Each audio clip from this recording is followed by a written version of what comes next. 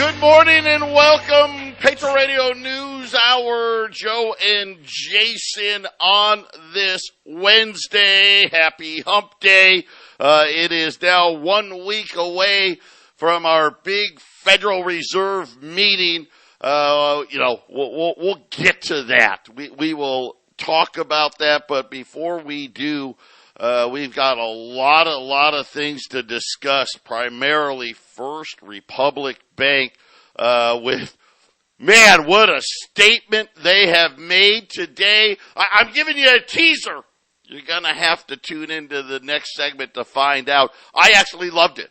I thought, wow, here's some bankers that are ready to be completely honest about the condition of their bank. That will be coming up in the next segment, 800-951-0592. We're also going to be talking about one of the other white meats, as I like to call them. We'll be talking up some more platinum today. Get ready. Those of you that missed my platinum call at the beginning of this year, platinum's already moved up well over $100+ from that call. I'm going to give you another opportunity in that today. We've got new information about the platinum supplies and of course, South Africa, the leading player there, and things that are happening there. But Jason, things are happening very, very quickly. Gap today, Gap store. So you're talking Gap, Old Navy, more layoffs there. I think it's a matter of time. We're probably going to see Gap close a significant amount of stores. Bed Bath & Beyond, still no buyer. Every day that goes by with no buyer is a day closer to liquidation. And then it was Dow Chemical today, 6,000 layoffs coming there. So tomorrow we'll get the layoff number. I don't think there's a number big enough for the Fed not to raise next Wednesday. But we'll see. I think there's a good chance we may cross that 250,000, 250 to 270, you start getting worried. Anything over 270, and you've got a problem. But I don't think that no matter what tomorrow's number is, I think the Fed raises next week. Yeah, we'll see, Joe. I that's what it seems to be saying. That's what everyone's saying. We got a few more days, I guess, for something to happen. But I'll stick with the rate hike. I still think we could have this quarter-point rate hike that goes on for several more meetings, but it all depends on what the Fed wants to do. I mean, they probably have more information than they're letting on, and there's definitely something happening. You can almost feel it in the air at this point. So we'll see. One more rate hike. I think that's logical. We'll see it'll all be wait for the next 6 weeks after that. Just wait for the next one, right? Yeah, and I think what we'll learn is what they say at the press conference. I don't think Jay Powell's going to invent any new words. That hasn't gone real well for him. But even if they give the hint that there's the opportunity exists for them to pause, I think that will be the catalyst that will be needed. And again, like I said, the banking situation, I don't think it's by accident that it pops back up right before the next meeting, right? This is kind of what Wall Street wants to do. They want to keep the pressure on the Fed of saying, hey, any more of these rate hikes and you're putting this whole thing in jeopardy. Yeah, every time the rates hikes have gone up, especially recently, it just seems like much more stress on the banking system as a whole. Wall Street and these companies. So I think they really want the layoffs to be really, really strong before they stop. And so I guess tomorrow's numbers will be pretty important, Joe, and we'll see if every Thursday if they get these layoffs that they've been wanting. But you know what? Maybe they don't. What if they don't get the numbers they want? Do we have another quarter point? Is what we'll have. Right. Yeah, it's going to be interesting. We did get some economic data out today, durable goods. The headline number, really good. But then found out, Boeing got an order, and they always, for durable goods, you strip out aircraft and defense. Primarily, and it makes sense. If Boeing gets an order, and this was a March number, if Boeing gets an order in March they're not actually going to build that plane for like another 3 or 4 years. So, but once you strip that again, the headline number was looked good, and then inside of it, not a lot of good data in it at all. And then crude oil inventories.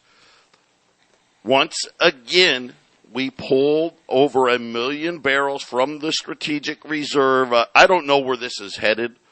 You know, they're supposed to be refilling it. Instead, they keep taking oil out. But the problem is both the API and the Department of Energy had big draws. API down 5 million barrels. Department of Energy also down 5 million barrels. Gasoline stocks, one had down 2 million, the other one had it down 2.4 million. Distillates was mixed, and overall, not a great report. Even though oil's been down this last week, back below 80, because a lot of people are talking about recession. But Jason, right now, the way these inventories look, that recession better get here awfully quick, or we could see another one of these bad problems in crude oil. Yeah, and you keep mentioning the prices there in Arizona being really high. It's still $5. Diesel's $5. Unleaded gas $5. That's the cheap stuff. $5. I haven't seen it so much here. We have a kind of an interesting gas situation. I don't want to talk about it.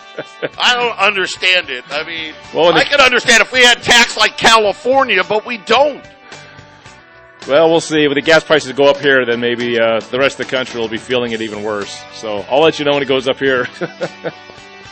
We'll be back after the break. What did First Republic say?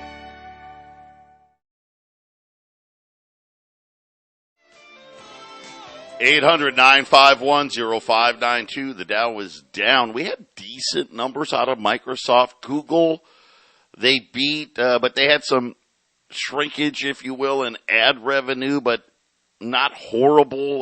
Boeing missed today, so kind of, but not a horrible earnings season day, but the Dow has given up its gains. It's now down right now 35. The S&P's up 11. The NASDAQ, the good part, and that mostly driven by Microsoft, up 140 points. Gold is higher, silver is higher, platinum is higher, palladium is higher. But again, if you're nervous about what's coming, if you're worried about, maybe you're worried about the dollar, maybe you're worried about banks, maybe you're worried that, hey, Jay Powell doesn't have these answers. I'm going to get my gold and silver put away, but what else do I do here? Check out our friends at Invest Y Refi, up to 10.25% return. You can use an existing IRA. Some of you can even use your 401k. You like I said, you do have to have at least $50,000 to invest, but it's not correlated to Wall Street. You can really decide what you want to do with all the interest you earn every month. You can use it as income. You can roll it over. You can do what you want. Check them out. InvestYRefi.com. That's the word invest, the letter Y, REFY.com, or call them at 888-YREFI-24. But Jason, maybe another reason that you may want to check out Y Refi. This came out, so yesterday First Republic released their earnings. Now, it's kind of funny. Isn't it interesting? Because the TV and even the Fed and Janet Yellen, they've been saying now for the last few weeks, the banking crisis is over. So are you telling me that they don't know what the bank's balance sheets actually look like? Because I think that's a hard pill to swallow today when you saw First Republic's balance sheet yesterday. Right? I mean, those two things don't make sense, but it got worse as the day went on. By the way, First Republic now at a new low below $8. But here's what First Republic had to say to all the other banks. It was, I loved it. It may be the first piece of honesty that we've seen since this crisis started. Advisors to First Republic are going to meet with the big banks who have already propped it up and telling them they're not done. They're not done propping up the bank. The pitch is going to go something like this, and this is right out of CNBC if you want to go look it up. According to bankers with knowledge of the situation, First Republic has told the big banks, either you buy our bonds, and their debt, let's call it what it is. You buy our debt at above market rates for a total loss of a few $billion. So in other words, First Republic saying, hey, we've got losses. So they identify their loss. Ready for this? Here's what they say. Or face roughly $30 billion in federal deposit insurance corporation fees when the bank fails. So they've come out and said, hey, here's what's going to happen. Here's what's going to happen, guys. Either you pay us more than what our debt is worth. And by the way, we can stomach a $2 billion loss. Right? We've got a guy pick us up here and eat $2 billion. Now, of course, the problem is First Republic will eat $2 billion, but then these banks, Jason, I don't know exactly how much they have to overpay. It sounds like they got to overpay by quite a lot because they said, if not, here's the scenario. We go under maybe as early as this weekend, and the FDIC gets hit with $30 billion. That's a bad problem. That's a serious problem. At least they're honest. Hey, guys. We're going to give you it's kind of like, let's make a deal. Where's Wayne Brady, right? Hey, do you want curtain number 1 or curtain number 2, right? Curtain number 1, hey, you can all take losses with us and overpay for all of this debt, or get hung out to dry for the $30 billion. And the funny part is these big banks put $30 billion of deposits in First Republic. Yeah, I don't even know. These numbers get so big and so out of control. How do any of these guys trust each other? This is why liquidity is going to freeze up. 2008 already scared all these guys. They were able to pull that magic trick off. Maybe they're going to be able to do it this time. They may really have a serious problem this time around. I've got a question though. If the big banks gave them $30 billion, that's a whole lot more than 250,000. Yep. A lot more. Right? Right? And of course, that's what they were referencing. You know what? Maybe I'm misreading this whole thing. Maybe the $30 billion they're talking about is the $30 billion that they put into First Republic. Hey, you're gonna lose it. Yeah. Right? In First Republic, I wonder if First Republic, because I know for a fact, so full disclosure here, several Patriot customers banked at First Republic. And I've got it firsthand from depositors that First Republic was only allowing them to transfer out $25,000 at any one time. In other words, hey, well, I got $1 million in there. I'm going to move it over. Nope. No, you're not. We'll give you 25 grand. You can move 25 grand. I wonder if they can do that. Like, I can just imagine Jamie Dimon getting on the phone saying, hey, I just gave you $10 billion. I'm going to take it back. And First Republic goes, I'll give you 25 grand. I wonder if they're saying that, right? Well, and if there's too many 25,000 grands for whatever the time frame is, if it keeps happening, that probably will go away too. That'll probably end up saying, well, now it's 10 grand. Because the whole thing about a minimum is to slow down the deposits, the withdrawals. Why do I get the feeling as soon as you do that, all the big money is going to take the full amount? I don't know, is that a daily amount, Joe? Is that a weekly amount? And once that comes in full bore, then the problem you're talking about, they're not going to have withdrawals at all. That's why a bank shuts down. Right? And I got to imagine, this is just me thinking, Why do I believe that when the banks gave that money, they may have agreed, by the way, we'll leave it in here, right? We won't take it out for, 6 months or a year. And you got to remember, right now, First Republic owes the Fed $100 billion. They owe the Fed $100 billion. Backed up with loans that are debt that isn't worth $100 billion. And now, it's interesting if they convince these banks. They're saying that they have an investor, what they're calling a potential purchaser of the new First Republic stock. So this looks like almost like a bankruptcy, that they're going to wipe out potentially the existing stockholders and reissue a new First Republic stock, at least according to this article. So there's a lot to digest here. But I'll say this. I love the moxie here of First Republic saying, hey, by the way, we're going to take you. You can either overpay or you're going down. The funny thing with a loan with the Fed is if you're in trouble, most of these bankers, maybe not all of them, but most of these bankers know that the Fed just prints it out of nothing.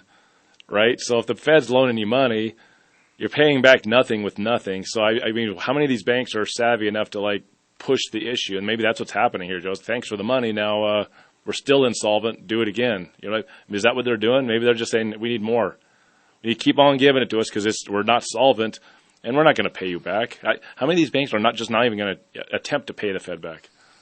I'm going to say this right now. David Faber, CNBC personality, he is reporting that the coming days are going to be critical for First Republic. So this may be another one of these weekend deals here where either these banks agree or First Republic may go under. That's kind of what I'm reading into this. Kind of the time is of the essence here. I will say this: any of you that still are at First Republic Bank, I don't know what you're going to be allowed to do, but even if it's $25,000, move it. Right? I mean, it's better than leaving it all there. Is that deposit every week, Joe? Do you have any idea, or is that just a one-time thing? I want to say it was a weekly thing. That's a great question. Don't quote me on that, but I had two different customers of First Republic tell me the exact same thing. And I know Joey, he's not allowed to tell me anything. All as he said is, Dad, I've had a bunch of clients calling, or potential new clients calling that were involved in First Republic, and they were telling him the exact same thing. Okay. Well, man, don't have too much money in those banks. Don't have too much money in there. I mean, essentially, Joe, what you're essentially telling the audience is don't have more than $25,000 in the bank. Well, this is the part that I don't like, which is the bank has this ability whenever they see fit to just tell you no. Yep. No, not doing it. Sorry. And people don't realize that. And it's really shocking how little most people know about their banks. That's really, now people that listen to this show, they know, they're well aware. It's funny when you have somebody who, maybe all of a sudden got a little nervous, talked to, one of our customers, and they're like, oh man, hey, you need to learn this. And especially I can go to my bank any day I want. I can show up right now and tell my bank, give me $10,000 in cash. Go ahead, see what happens. I'll tell you what's not going to happen. You ain't walking out of there with $10,000 in cash. That is not happening. When these banks, right? When these banks close, Joe, and it has happened in the past. It's a shock. Now it hasn't happened to me, but I can just assume the shock. You come home from a dinner with your wife, and you open the door, and you've been burglarized. The place is turned upside down. That's a shock. You've been victimized, right? Someone took your stuff. With the bank, it's even worse. Because if that thing shuts down, they don't give you your money. It's like your best friend burglarized you, right? Someone you trusted, a guy that you trusted, they just shut you off. And at least when you're burglarized, you have no idea who did it. An investigation has to happen. When they go to the bank, they just tell you to your face, nope, you're done. Well, wait a minute. I thought we were business partners. I thought we were friends. And I think it's much worse than even being burglarized, Joe. It's a trusted institution that was holding your money. And so many people, and I get, listen, trust has been a big thing, right? When you talk about fiat money, really trust is probably the most important thing. And it's the trust that's being lost. But a lot of them, they have no clue. Like when they hear what I'm telling them, they don't want to believe it. They want to think, oh, he's just making that up. It's true. Listen, Dodd-Frank. I wish people actually knew what that bill did. Obviously, you're learning right now, it didn't do anything to stop bank failures, right? Actually, what we learned is, hey, but this time around, it doesn't have to be Lehman Brothers or Bear Stearns. It can be banks you've never heard of. Like, quite honestly, I never heard of Silicon Valley Bank. Never. First Republic, never had heard of that one either. But when we get back, I'm going to remind you what Dodd-Frank really did. And it basically took away all of your freedoms and options when it comes to the bank. Patriot Radio News Hour. We'll be back after the break.